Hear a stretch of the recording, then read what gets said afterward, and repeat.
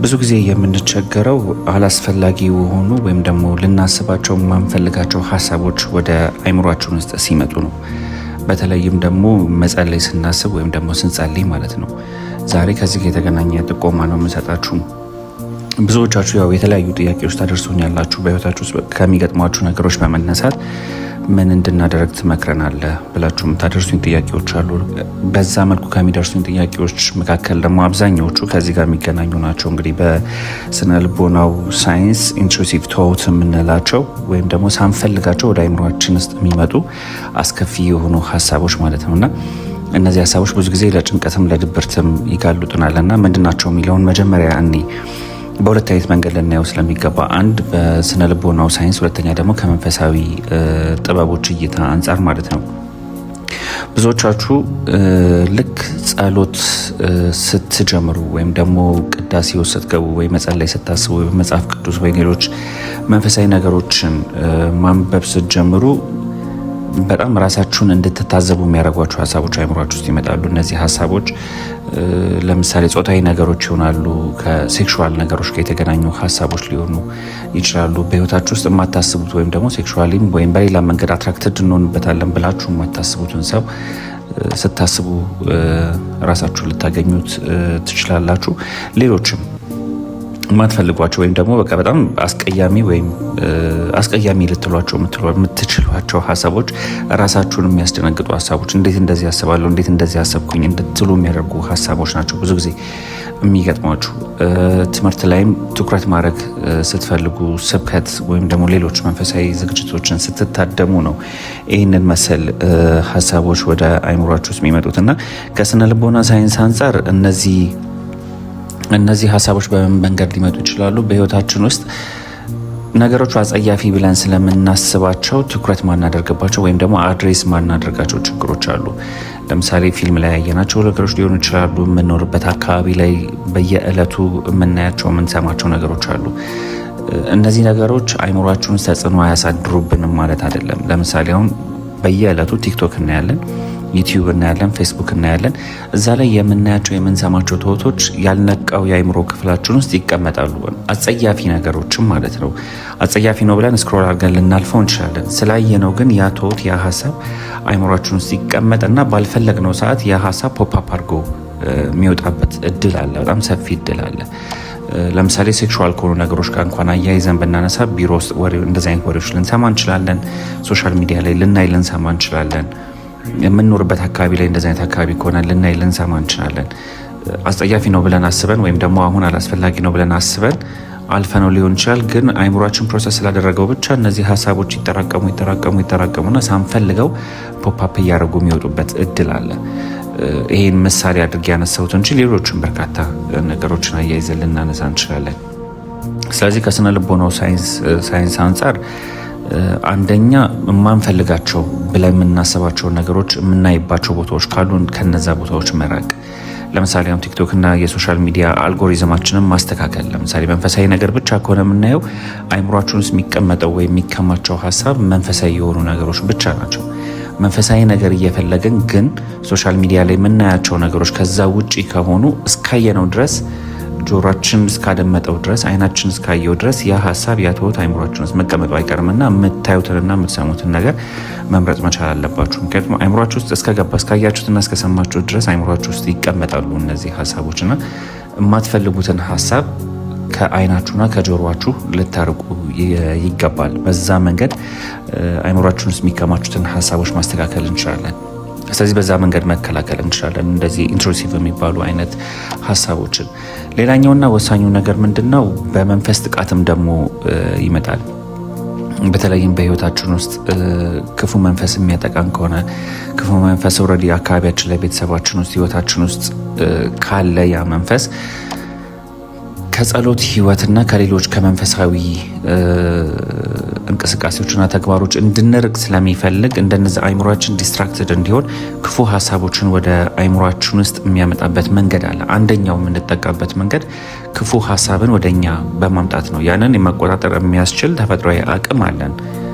መከላከልም አለማሰብ የምንችልበት አቅም አለ። መከላከል እንችላለን ያንን ጥቃት። ግን ልክ ጸሎት ስትጀምሩ ወደ ቅዳሴ ስትገቡ፣ መስገድን ስታስቡ፣ ሱባኤ መያዝን ስታስቡ እንደነዚህ አይነት ሀሳቦች ወደ አይምሯችሁ ውስጥ እንዲመጣ ያደርጋል ክፉ መንፈስ። እንደዚህ ሲሆን መከላከል የምትችሉት በምንድን ነው? የመጀመሪያው ነገር ጸሎታችሁን አለማቋረጥ። የፈለገ አጸያፊ ነገር አይምሯችሁ ውስጥ ይምጣ፣ ቅዳሴውን ማስተጓጎል የለባችሁም፣ ጸሎታችሁን ማቋረጥ የለባችሁም። በልምምድ የሚመጣ ነገር ስለሆነ ማለት ነው። መንፈሳዊ ጦርነትን፣ መንፈሳዊ ትግል የምታሸንፉት በአንድ አይደለም፣ ፕሮሰስ ነው። ስለዚህ ዛሬ 5 የመዝሙር ክፍል ጸልያለሁ ብላችሁ የመጀመሪያው የመዝሙር ክፍል ላይ እንደዚህ አይነት አስቀያሚ የሆኑ ሀሳቦች አይምሯችሁ ሲመጣ አስቀያሚ የሆነ ሀሳብ መጣብኝ ብላችሁ ጸሎቱን ማቋረጥ የለባችሁም። እየታገላችሁ እየተለማመዳችሁ መጨረስ መቻል አለባችሁ። ቅዳሴውንም ሌሎቹንም መንፈሳዊ እንቅስቃሴዎች ማለት ነው። በልምምድ ስለሆነ ትኩረት ማግኘትን የምንለማመደው አባቶች ለምሳሌ ወደ ገዳም ሲሄዱ ወደ ሲመንኑ በዚሁ መንገድ ይፈተናሉ እኮ። አጋንንት የሚፈትኗቸው በዚህ ነው። በአራዊት ይፈትኗቸዋል፣ በሌሎች ነገሮች ይፈትኗቸዋል። ያ ፈተና የመጀመሪያው ነገር ክፉ መንፈስ የሚፈትነን ትኩረት እንዳናረግ በማድረግ ነው። መንፈሳዊ ህይወታችን ላይ ትኩረት እንዳናረግ፣ ጸሎታችን ላይ ትኩረት እንዳናረግ፣ ትዳራችን ላይ ትኩረት እንዳናረግ፣ ስራችን ላይ፣ ትምህርታችን ላይ፣ የትኛውም የህይወት ክፍላችን ላይ ትኩረት እንዳናደርግ ነው የሚፈትነን። አሁን ላይ የእኛ ትውልድ እየተፈተነ ያለው ደግሞ ትልቁ በዚህ ነው። ኢንትሩሲቭ በሆነ ሀሳብ ብቻ ሳይሆን አጠቃላይ ህይወታችን ላይ ትኩረት እንዳናደርግ በማድረግ ነው የምንፈተነው እና ትኩረታችን ሲበተን ነው ኑሯችን የሚበተነው፣ ስራችን የሚበተነው፣ ህይወታችን የሚበተነው እና ትልቁ እየተወጋን ያለ ነው በትኩረት ነው እና ትኩረት ማድረግን መለማመድ መቻል አለብን። በአንድ የሚመጣ ክህሎት አይደለም። ቀስ በቀስ እለት በእለት እያጎለበት ነው የምንሄደው ነገር ነው። ስለዚህ ዛሬ ስትጸልይ ወይም ደግሞ ዛሬ ስትጸልይ ሀሳብሽ የሚበታተን ከሆነ ኢትስ ኦኬ፣ ችግር የለውም፣ ይበታተን። አንተ ብቻ ወይ አንቺ ብቻ ጸሎትሽን ጨርሺ። ስትሰግድም ስታስቀድስም ሌሎቹም ነገሮች ላይ የትኛውም የህይወት ክፍላችን ላይ በቃ ትኩረት ማግኘት ካልቻለን ቀስ እያለን ነው ወደ ትኩረት ማድረግን የምንለማመደው። ትልቅ ተሰጥኦ፣ ትልቅ መንፈሳዊ ብቃትና ትልቅ ስነ ልቦናዊ ብቃት ወይም ደግሞ ብስለት ስለሆነ ትኩረት ማግኘትን ወይም ደግሞ ትኩረት ማድረግን ማለት ነው እና ለዚህ የሚረዱን ግን ነገሮች አሉ። ለምሳሌ ከመዝሙረ ዳዊት ክፍሎች ውስጥ መዝሙር 40 በህይወታችን ውስጥ ትኩረት ለማድረግ ትኩረት እንድናደርግ ይረዳናል። ትኩረት ለማድረግ የሚያስችለንን የእግዚአብሔርን ጥበቃ የእግዚአብሔርን ድጋፍ ለማግኘት ከሚረዱን የመዝሙር ክፍሎች መካከል አንዱ መዝሙር 40 ነው። ስለዚህ የትኛውም ትምህርት ላይ ሊሆን ይችላል፣ ስራ ላይ ሊሆን ይችላል፣ ትዳራችሁ ውስጥ የትኛውም የህይወታችሁ ክፍል ውስጥ ትኩረት ማድረግ ከተሳናችሁ፣ ትኩረት እንዳታደርጉ የሚያደርጋችሁ ኃይል ካለ መዝሙር 4ን ሁሌ መዝሙር 40ን ይቅርታ፣ በጣም መዝሙር 40ን ትኩረት አድርጋችሁ ልትጸልዩት ይገባል። በተመስጦ ማለት ነው። ብትችሉ ሁላችንም ትኩረት ማድረግ እየተሳነን ስለሆነ በየዕለቱ መዝሙር 40ን በፍጹም ተመስጦ ውስጥ ሆናችሁ አሁንም ላትመሰጡ ትችላላችሁ፣ ትኩረት ላታደርጉ ትችላላችሁ። ዋናው ነገር ትኩረት ማድረግ እንዳለባችሁ መገንዘባችሁ ነውና አይምሯችሁን፣ ሀሳባችሁን መዝሙር 40 ላይ ትኩረት አድርጋችሁ መዝሙር 40ን በመጸለይ ያንን የእግዚአብሔርን ድጋፍ የእግዚአብሔርን ኃይል ማግኘት ትችላላችሁ። ለምሳሌ ጸሎት ከመጀመራችሁ በፊት መዝሙር 40ን ጸልያችሁ ብትጀምሩ 7 ጊዜ፣ ጥናታችሁን ከመጀመራችሁ በፊት፣ ስራ ከመጀመራችሁ በፊት፣ ምንም ከማድረጋችሁ በፊት መዝሙር 40ን እየጸለያችሁ እየደገማችሁ ብትጀምሩ ትኩረት የማድረግ ተመስጦን የማድረግ ትኩረት እንዳታደርጉ የሚፈትናችሁን ኃይል ከአካባቢያችሁ ላይ እያራቀ ያንን ክህሎት ይሰጣችኋል ወይም ያንን ኃይል ታገኛላችሁና በተለይም በቀጥታ ጸሎት ስትጸልዩ ወይም መንፈሳዊ ነገር ስታደርጉ ሀሳባችሁ የሚበተን ከሆነ በተመስጦ ውስጥ ሆናችሁ መዝሙር 40ን በመጸለይ ብትጀምሩ ለውጥ ታዩታላችሁ። ጀምሩትና ለውጥ ካገኛችሁበት ከስር ጻፉልኝ፣ ኮሜንት አድርጉልኝ ምን ያህል መዝሙር 40 ትኩረት ለማድረግ እንደረዳችሁ፣ ሀሳባችሁን ለመሰብሰብ ምን ያህል እንደረዳችሁ ማለት ነው። እያጠናችሁም ቢሆን ሀሳባችሁ ከተበተነባችሁ አንድ ደብተራችሁን ዝጉትና መዝሙር 40 ጸለያችሁ ተመልሳችሁ ሞክሩት። ጥናታችሁንም፣ ንባባችሁንም፣ ስራችሁንም፣ ጸሎታችሁንም ሌሎችንም ነገሮችና በራሱ መጥፎ ነገር አይደለም። ለምን እንደዚህ ያሰብኩኝ ብላችሁ በተለይም ሀሳባችሁ ሲበተን ለምን እንደዚህ ያሰብኩኝ ብላችሁ ራሳችሁን አትውቀሱ።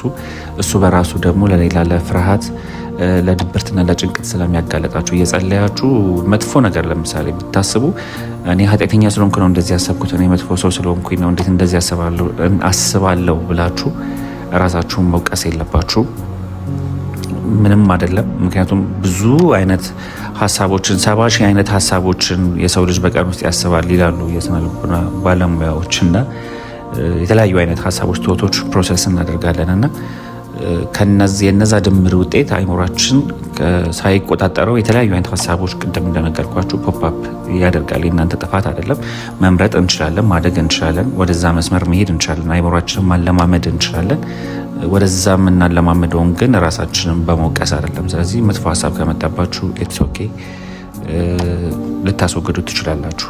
የምታስወግዱት አንድም በጸሎት ነው፣ አንድም ደግሞ ራሳችሁን የምታዩትን የምትሰሙትን ነገር በመምረጥ ነው። የማትፈልጓቸው አይነት ሀሳቦችን በተለይ ሶሻል ሚዲያ ላይ አሁን ብዙ አይነት ሀሳቦች ስላሉ የምትፈልጉትን ነገር ብቻ ለአይናችሁና ለጆሮችሁ መግቡት ለማለት ነው። ግን በጸሎት ይህን ነገር ለመከላከል ከሚረዷችሁ ነገሮች አንዱ መዝሙረ ዳዊት ነው። ከመዝሙረ ዳዊትም መዝሙር 40 በመጸለይ ትኩረት ማድረግን አላስፈላጊ የሆኑ አይነት ሀሳቦችን ከአይምሯችን ውስጥ ለማስወገድ ይረዳናል። ከዚህ ጋር በተገናኘ ጥያቄ ካላችሁ ያልመለስኩላችሁ ነገር ካለ አሁንም ከስር ጻፉልኝ፣ እያነሳን እንወያይባቸዋለን።